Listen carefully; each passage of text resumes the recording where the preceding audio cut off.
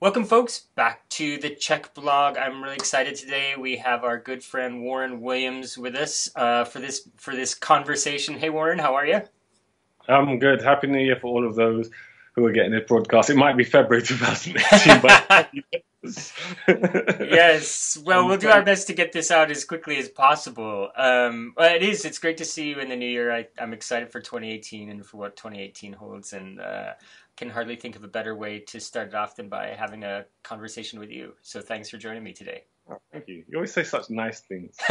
Well, I do. I consider it in some ways one of the highlights of my job that I get to talk to folks like you and Jator and our other faculty members because I get to learn a lot. So it's like a one-on-one therapy for me. So without having to Mm, pay, even better. yeah. So it's great. And today, I really love your choice of topics. And today we're going to talk about, I think, something that's really important. One of the recurrent themes with you and Jator is kind of self-awareness. And so today we're going to focus on that topic generally, but you're going to talk about why you must stop lying to yourself in order to grow. Yeah. Yeah. So,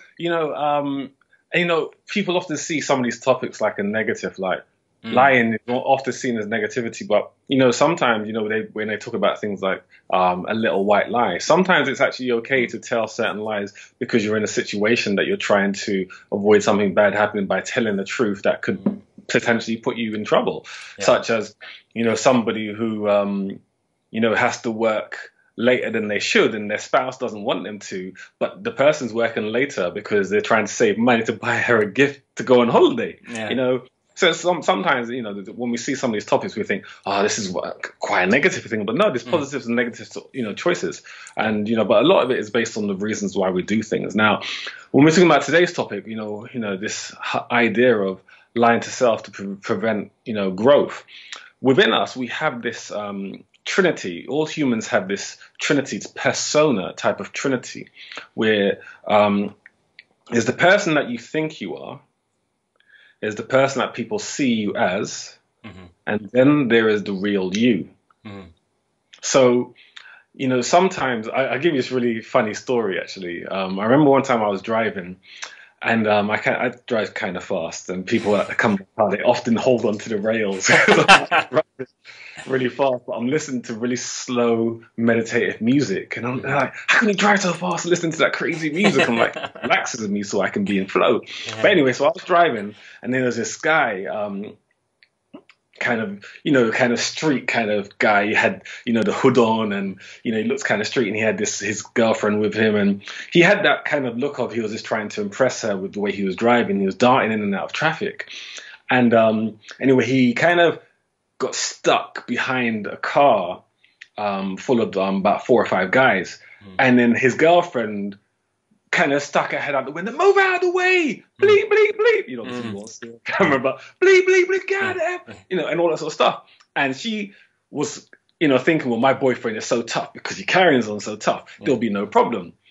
And so the guys in the car in front, they just turned off the engine and they got out of the car, and there's four of them. And then she was like, going, ah! Yeah. And then she looked at her boyfriend and say, come on, you're tough, Yeah. deal with it. Shrank into the. And it was almost so when I saw that, I know it's like, what's the relevance of that story? But Yeah. I saw that almost looked to me like he had been portraying this I'm so bad, this machoism Yeah. that I can take out anyone, and she'd been believing it. So she had this real confidence that if there's a confrontation, he would deal with it. Mm, But when reality set in, she saw the real him. So mm, she had seen before the person he showed her rather than the real him.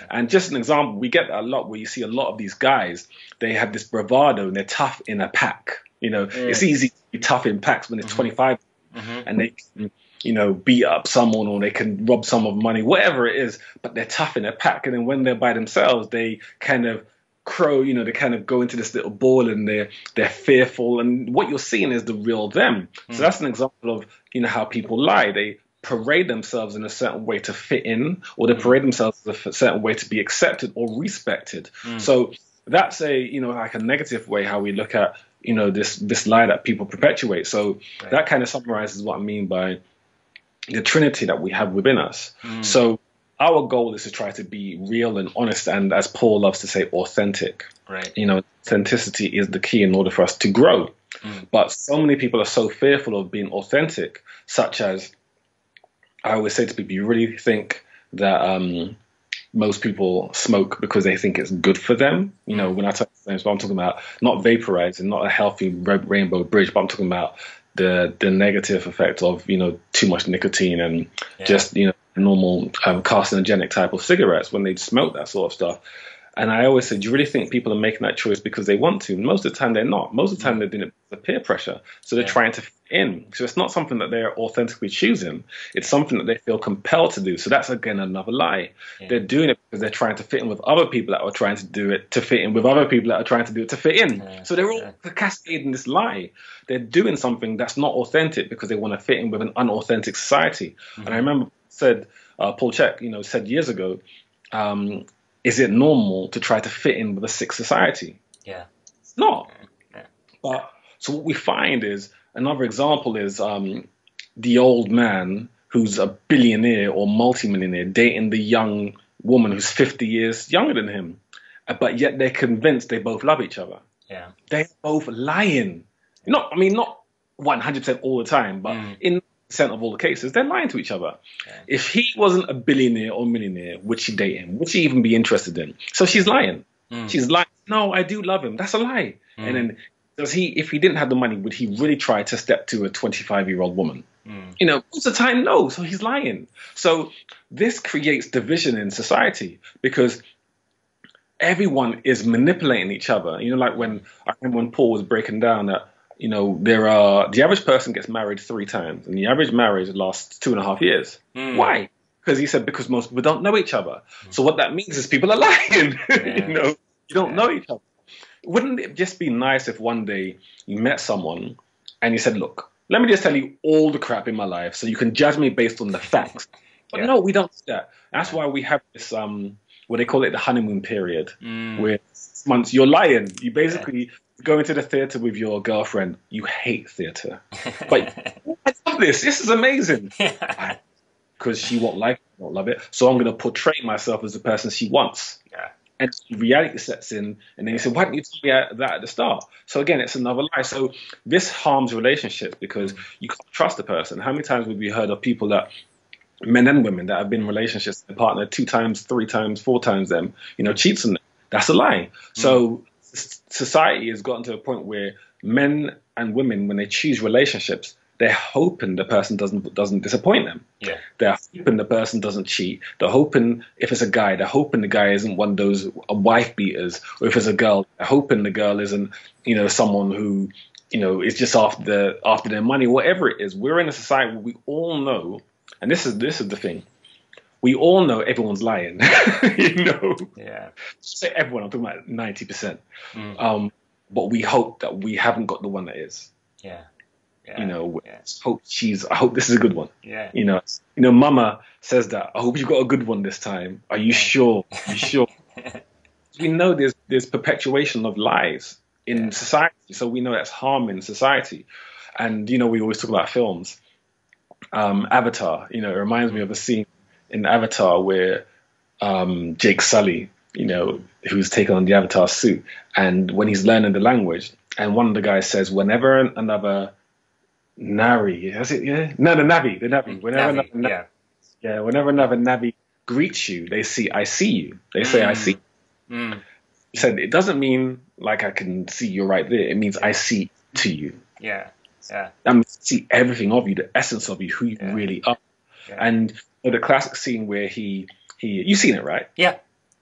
The classic scene where he manages to get the other bird. I forget what it's called, but the baddest bird in the sky. Yeah.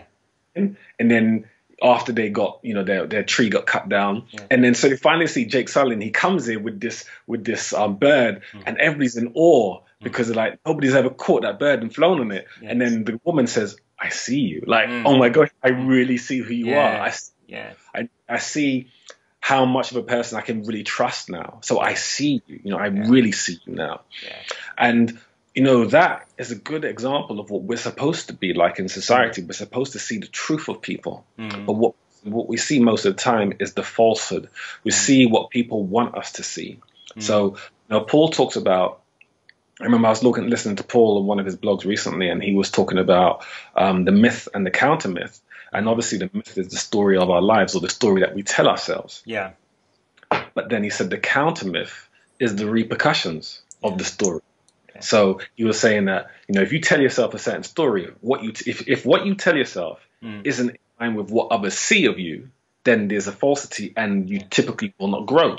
Yeah. So most people are exploring this counter myth at some point in their life, the repercussions of the lies that they've been telling themselves, such as, I am strong enough, I'm good enough, I'm healthy enough.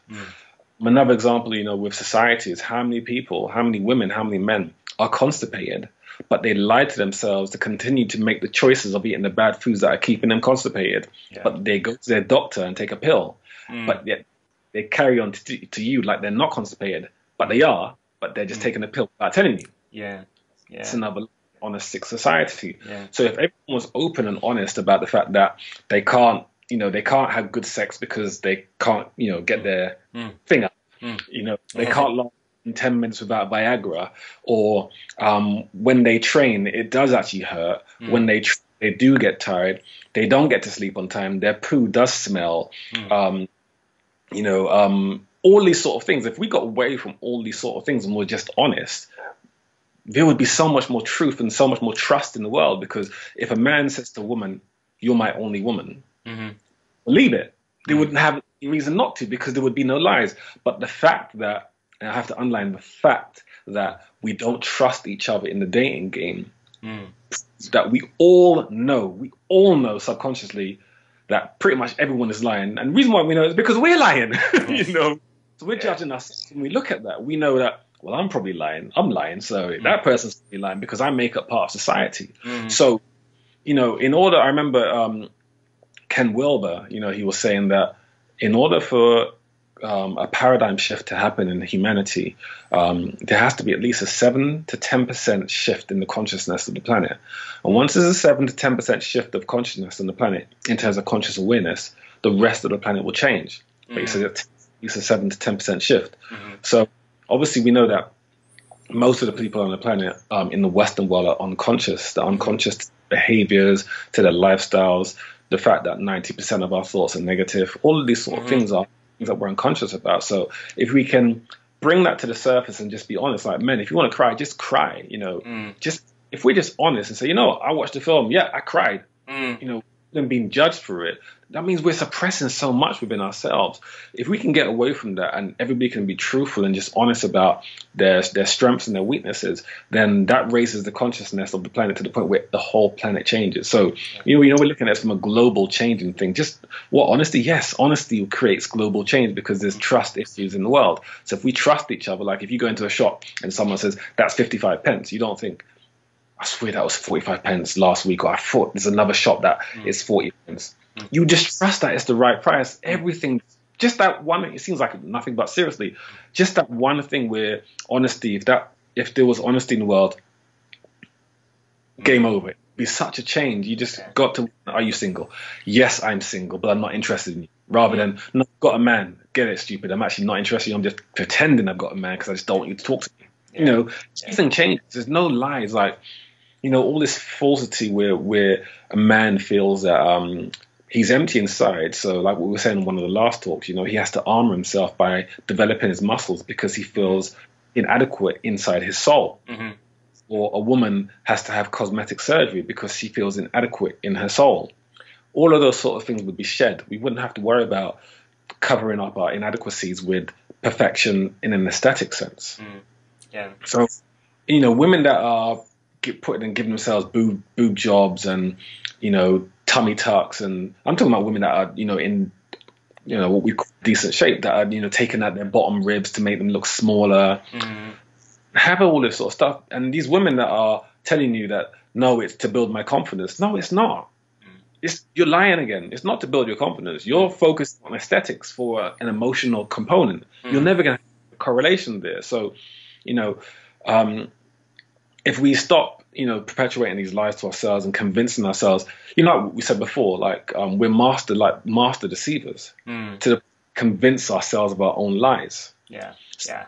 So basically my point here is, obviously I'm giving a lot of examples, but my point here is that if we were able to be happy with the truth of ourselves, Mm-hmm.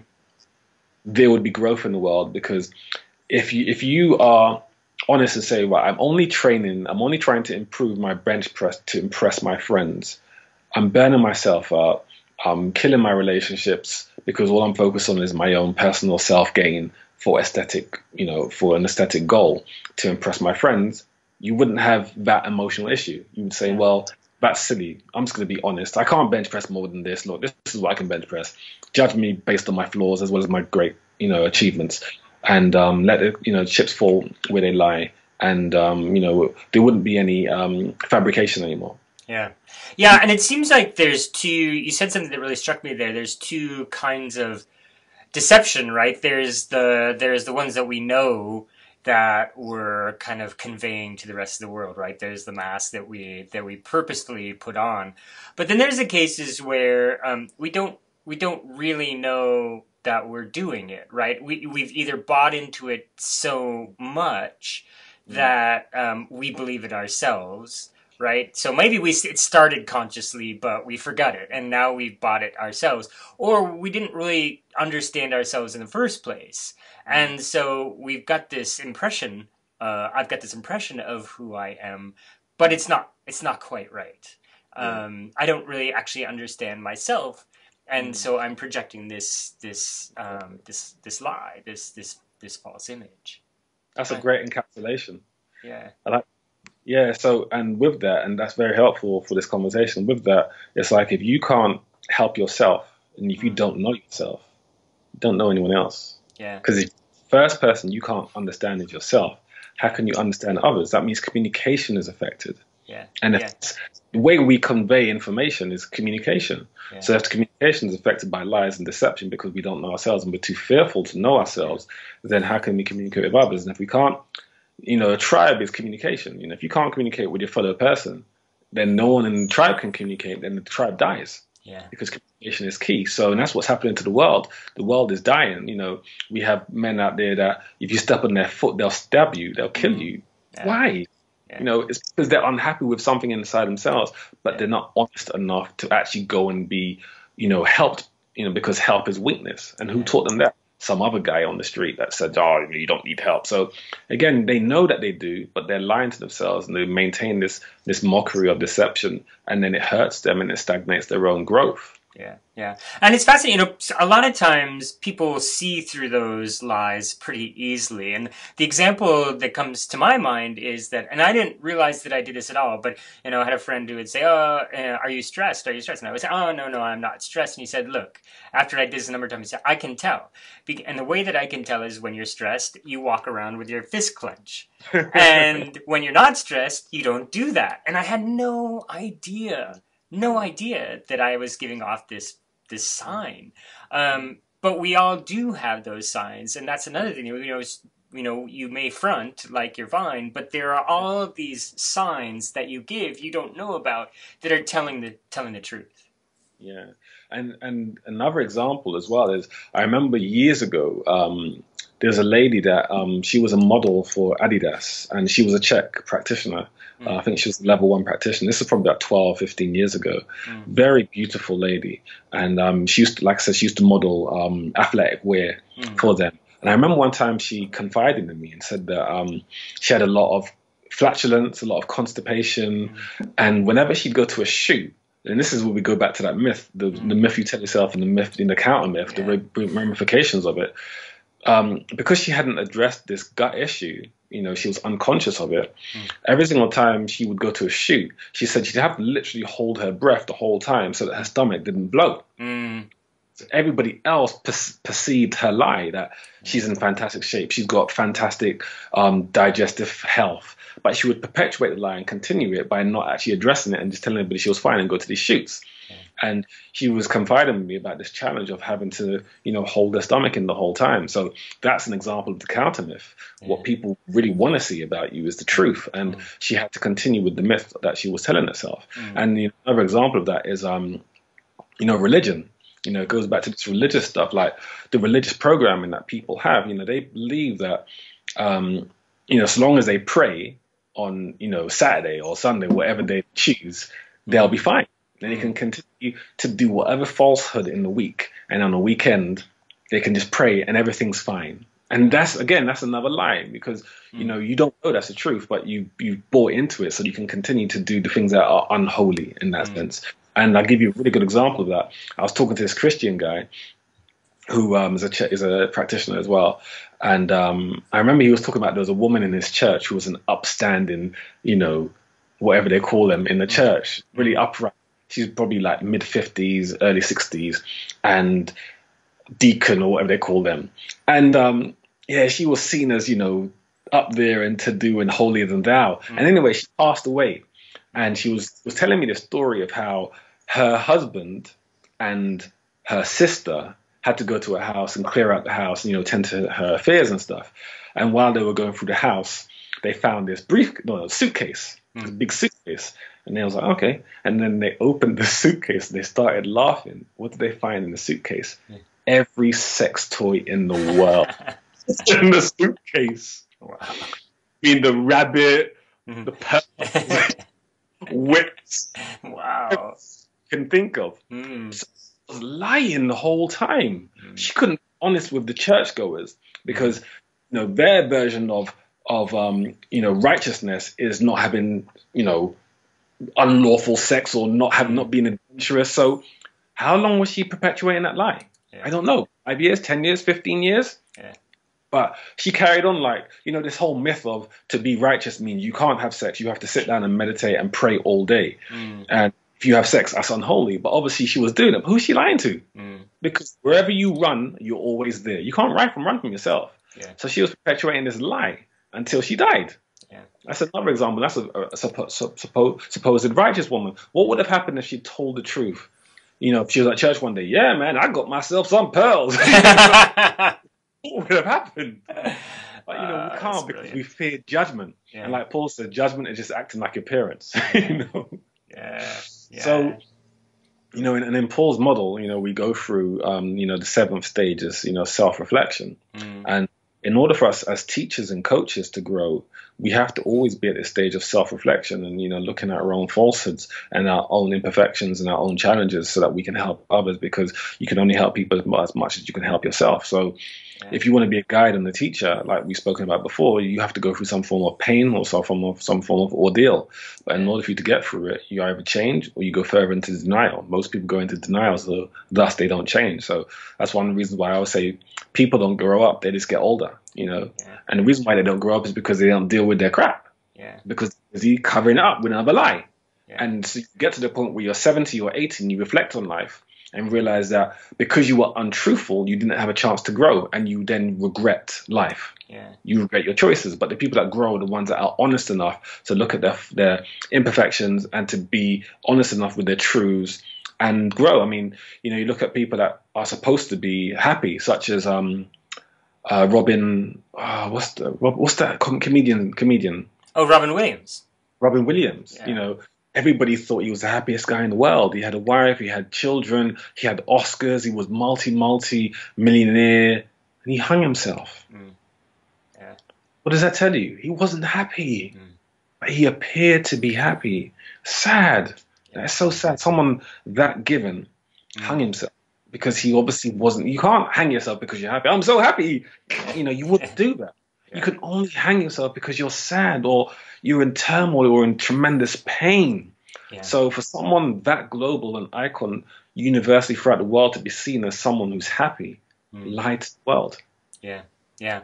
And we've been talking about growth, but some of the examples we've gone back to are even more fundamental than that, right? Just being healthy, right? So the model who is lying about her digestive challenges, right? I mean, the longer you deal with constipation, right, the more and more health issues you face, right? Because that matter sits there and rots and causes all sorts of other issues, right? And that's the example we've been talking about. But being honest and open about your health problems is sort of equally, if not in some ways, it's more important, right? You don't get healthy if you're not honest with your doctor or with your practitioner and with yourself about, like you said, what pains am I facing, or what aches, or am I really sleeping 8 hours a night? I went to my CHEK practitioner. He asked me if I'm getting to bed at 10 and getting up at 6, and I said yes, but Yeah.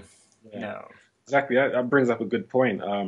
Another example, I remember I was talking to this lady who was a client, and I was, her program wasn't working for her, and said, right, are you doing everything? He goes, yes, I'm doing this, I'm doing that, everything, every dotted every I, crossed every T, and she was convinced that she was following the program correctly, but yet she wasn't getting results. So she was reflecting it back onto me, like, it's your fault, you gave me this program that's not working. I found out, fortunately, after months and months and months of figuring out, well, what's wrong? She's doing everything. She said she's doing everything. Then one of my friends saw her going into pubs at nighttime about 10 o'clock. And he went in there one time and he just saw her just drinking pints and pints and pints. But she told me, no, I don't go out. I just go, as soon as I finish work, I go home and I do all the work you told me. I don't drink alcohol, because she had a fungal and parasite infection. And I was like, you cut out the alcohol. And she convinced me that she hadn't. And then he said, wait, I see her go to the pub every night. And I was like, what? She was lying to me the whole time.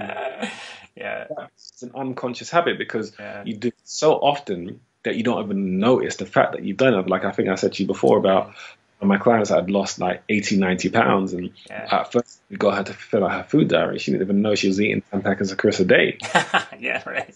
Just like conscious. Yeah, and there's another dimension to that too, right? If some of our listeners are clients or considering becoming clients, that it's so hugely important, right? Is being honest about how much you can take on, how much change you can do at any one time. Because if your practitioner says to you, starts to talk about movement and diet and rest, and in your head you're thinking, oh my God, that's so much, but you say you don't want to, you don't want to appear weak, so you say, oh yeah, give me all of that, bring it on, I can do it, right? But you just don't, in your heart, you're not going to be able to do all of that. That's the other part of it. Be honest about what you can take on. And this Paul's thing about if you change 1% each day, well, what happens at the end of 100 days? Well, that's 100% change. Yeah. And like the saying goes, you're wearing your choices. Yeah. And the other saying that kind of backs it up is what you do in private, you wear in public.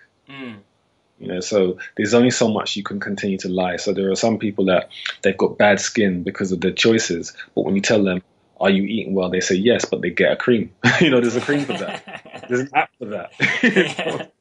Yes, that's right. That's a lie. That's another lie perpetuating. Or someone who thinks they're strong, but they're on steroids. Yeah. Even looking at sport, how many athletes are lying about whether it's a sport and they're on steroids? Nowadays, their drugs are getting better and better, but yet the drug cheats are getting caught more and more. I mean, in Jones, was it 10 years before they caught her and she'd give back her medals? Yeah. It's another example of lying. Even in sport, we're lying. So, if again, with sport, if everybody knew that nobody was on drugs, it was a level playing field, that would change sport. Yeah. You'd probably have half the participants, because the rest of them would have got caught and said, right, I take steroids, all right, I'm out. Yeah.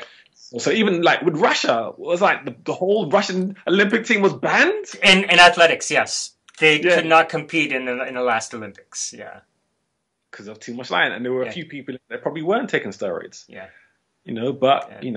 That's another example of lying. So, the whole society, our growth has been stunted by our inability to be truthful to ourselves first, and then to the people around us. And, sometimes if you're truthful and you admit weakness, you gain support. So when we talk about the archetypes, if you go back to the archetype of the victim, or the child, and you're honest enough as a child and say, look, my hands are up, I've got this gastrointestinal issue. Or, if you're one of those happy-go-lucky that tries to help everyone and you put yourself out like Mother Teresa, and you just put yourself out for the sake of others, and people say, you okay? I'm okay. And you're absolutely struggling. You go home, you have to take sugar drinks to keep yourself going. And when someone goes, yes, hey, how you doing? You're right. And you go, gosh, I'm knackered. Oh, no, Mom.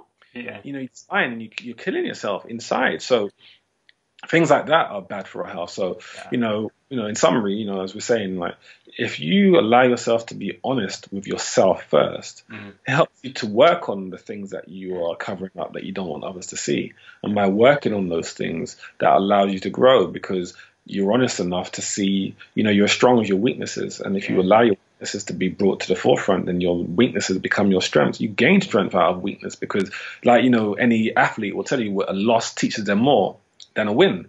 And, I think I might have said this on a blog way back where one guy said he wrote a book called Either You Win or You Learn. Mm-hmm. You learn so much from your losses. You learn so much from travesty. You learn so much from pain, so long as you're able to be honest and reflect on that pain and understand why. And once you get the why out of the way, then there's a level of growth that you can attain from it. Yeah, that's great. So how do we encourage people to embrace what seems like a kind of radical kind of on? Actually, I don't know if you ever watched the Chappelle Show, but No. the Chappelle Show, they used to do this skit about I don't remember exactly what it's called, but when keeping it real goes bad, right? Um, but so how do you get people to embrace this kind of radical honesty to make that just part of the honesty, make the honesty part of who they are? Paul summarized it in a really good way when he says connection before correction. Mm. And if people, like, if someone comes to me and they put me on a pedestal because they, which is natural, they're going to come to you if they don't think you're better than them or healthier than them or smarter than them or whatever it is. Mm-hmm. They'll come to you because they feel they need a leader. So in that sense, if they call you a leader, you're already on a pedestal to them. Yeah. So if they put you on a pedestal in that sense, but yet you're able to empathize and connect with them by talking about your own stresses, your own challenges, where it puts them at ease, because if their teacher, in their eyes, see you as a teacher, if their teacher has challenges, it's for me to talk about my own challenges. So that's what it means by connection before correction. So you connect to them, showing them you're human. Yeah. As you know, Paul often talks about his own challenges that he's had, and it allows him to just relax. So that's what we do straight away is tell them a story about our own personal challenges and what we go through, and give them examples of other great leaders, such as as we've spoken about before, that have had challenges in their life and they've overcome it. So once you've done that, they understand that perfection isn't the tool to transformation. Honesty is. Yeah, that's great. It allows them to become honest. And once they're able to drop the guard and be honest, and they can tell you one thing, and they can see that you don't judge them, and they can feel that you don't judge them, it's so much easier for them to be honest with everything, because they want to tell someone, but they fear being judged. And I might have mentioned this to you before about a mechanic that I went to see, and he called me outside. He goes, "I want you to tell me," I think I did say this one of the last ones, when he said, "Yeah, I want to tell you something, but don't judge me." That was his words. That's fear. He said that, I've been taking cocaine. And I was like, okay, cool. He was like, oh, all right. And then he was able to tell me more stuff. So that's how we do it. Just let them understand that everyone has their own challenges. And once they realize that, they can let go, because they want to tell someone anyway. Yeah, that's brilliant. And it's a sort of simple mechanism to remember: connection before correction. Yeah, Paul's paraphrases are so amazing. So it encapsulates so much wisdom in such a short space. So I love them. Yeah, that's great. Well, that's a good practice just to start with. We are at the sort of the beginning of the year, and to think about and embrace this idea of being honest as a theme for 2018 in a way is a great theme. Yeah, authenticity in all things. Yeah, if you can be authentic, like Paul says, live it and then teach it. Yeah. And then so let's go back to the we were talking earlier about and I think probably everybody does this in a way. We've accepted the falsehood for long enough that we've come to believe it ourselves. Now, how do you work with that person to help them to rediscover the authentic part? And that may be the part that's really hurting, right? Yeah, so it's a good question. So one of the things that, we get people to do, and listeners should do this as well, is start working on the story that they tell themselves. So what you want to do is start by writing down your life story. write it down, and it might take weeks, but it doesn't matter because you're getting to the result. This age of instant gratification, is what's holding us back as well. So, write down the story of your life as if it was like, like that series. I can't remember who the presenter was, but This Is Your Life, the guy with the red book. Oh, yeah. I know what you're talking about. Yeah. The people watching this are probably thinking we're nuts. It's all right. We better be honest. Yeah, we're being authentic. Yeah. But yeah, so you basically write down the story, not like every single thing in your life because you'll be there forever, but major milestones in your life, good and bad. If you write down the story of a life, we call that the myth. If you write the story of your life as honestly as you can, once you start writing it, you're opening the floodgates to the things that you've been holding back anyway. Because every time I've got clients to do that, they're like, oh my gosh, when I realize some of the things that I've been burying, that I've been unconsciously blocking through writing this down, it's made me reflect on my life and seeing whether it was worse or better than they sometimes thought in some cases. So that's the first one. You get them to write down their story. And we normally say to them, write it down as if you were telling it to a child, like a child story. So you don't make it so, yeah, my friend got shot, he got stabbed in his leg, and I was, make it more fun, like a child story. So you write it down so it doesn't have as much pain in it. It's just you're just revolving and elaborating on the story in a more fun way. And then once you've established that and you kind of seen and realized the truth of your story, you reflect on that and reflect on the choices by writing the counter myth. So what are the ramifications of the story that you've lived, and if you continue to live it now, how does that affect you in the next 40 years of your life, the next chapter?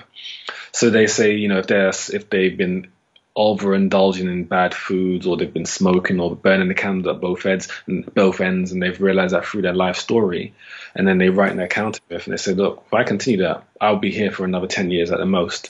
And they write down it as if it's an actuality.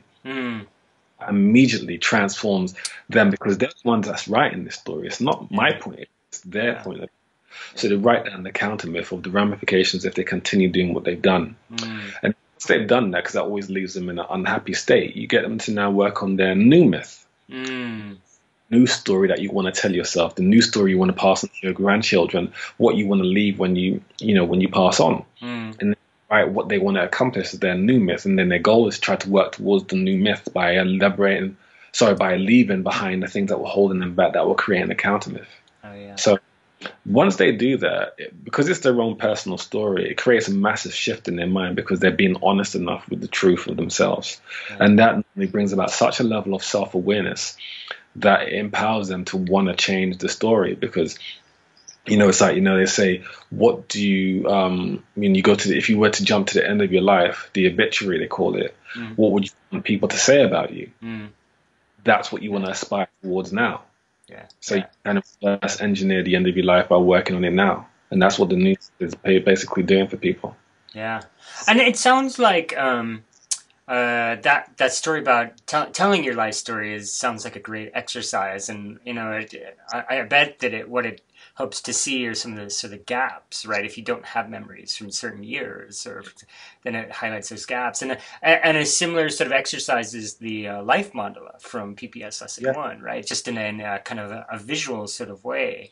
And that gets some amazing results, because the visual gaps are really like, I have nothing between, 7 to 14. I have no memory. How could that be, right? Well, you may not know what's going on, but that's a place to focus your attention. It calls those things out very clearly. Or all I've got are unhappy memories, right? From 7 to 14 or something. And so you see these patterns emerge that are really eye-opening. Yeah, and it's definitely far more effective than things like counseling, because obviously one of the problems with counseling is it focuses you on the past, and it just gets you to just dissect the past. But by dissecting the past, a lot of times you just stay in the past. But by bringing it to the surface in this way, and then looking at the flip coin, and the positive that you want to create now, it brings you to now, because what we want to focus on is now. That's the past. You can't change the past. You can only work on it from an emotional standpoint, but you can change the future. You know, so knowing your past tells you how you can reverse that and now work on your future. But staying in the past in a counseling sense only gets you to acknowledge the pain. But acknowledging the pain doesn't do anything if you don't move forward with it and create transformation. And trans means to move, so move forward. And the forward part is the new myth. Or like you said, going through the PPS lessons, what's your legacy? And if you find that, like you said, if you find that between 7 and 14 is the second chakra, you know, a rhythm and flow of your life, and whether or not you're comfortable being male or female, then, you know, you will look at that and say, okay, what happened between that age that I'm unconsciously blocking because of fear? Again, it's another lie, but it's brought about through circumstance. So what's the fear that I'm unwilling to, you know, face that's holding my life back now? Because that's a key point of your life. Like Paul talks about, you know, in the first 7, 8 years of your life, you're in a stage of downloading. You just download information. So what did you download that didn't work for you, that you learned to hold or block, and is stopping you from actually growing now? So, you know, it's the past to learn the lesson to create the future rather than just stick in the past in that sense. So life mandalas are fantastic. Then obviously, as we always talk about, focusing on your core values. And a lot of people, the core values are, and they think that they do. And then we say to them, okay, what's your favorite color? Most people don't even know what their favorite color is. How are they going to know what their values are?